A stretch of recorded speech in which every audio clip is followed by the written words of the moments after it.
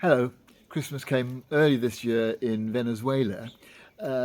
It was back in October that the president's palace had outside of it a huge, great Christmas tree, and Christmas lights went up all over the city, capital city, Caracas, and Christmas events organised up and down the country.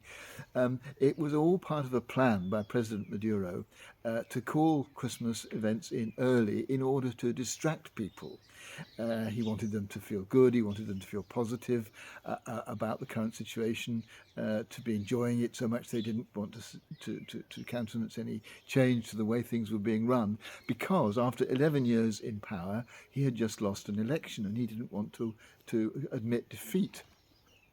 He wanted to persuade people that what he was doing for the country was good and for them to support him in staying on. Uh, this use of Christmas for political purposes, I find quite interesting because it feels in some way manipulative.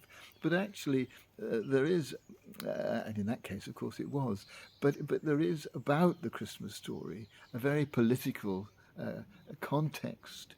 The whole situation in Judea when Jesus was born was very turbulent.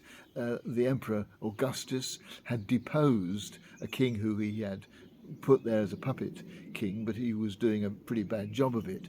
So it was a kind of takeover, and Augustus installed his own prefect, Quirinius, to rule the province.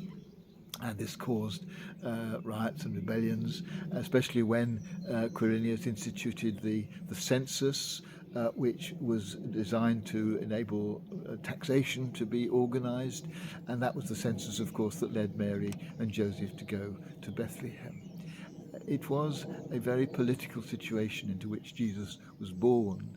And throughout his life, he was must have been conscious of these events going on, and of course his own death at the hands of Pilate and of a different Herod, who agreed with the Jewish leaders that he should be killed, was because he in some way was a political threat to their authority as well as a religious threat to the Jewish leaders.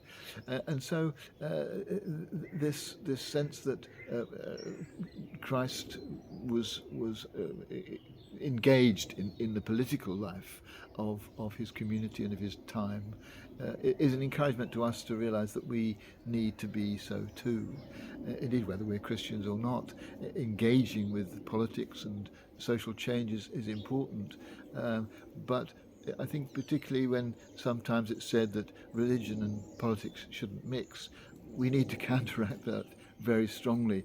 I think I agree with someone who said that we should have the Bible in one hand and the newspaper in the other, constantly reflecting upon what's going on in the world around us with the truths and the standards and the values that the Bible represents in our thoughts, and making sure that we do our part to apply those values to the political life of our country and the political life of our communities.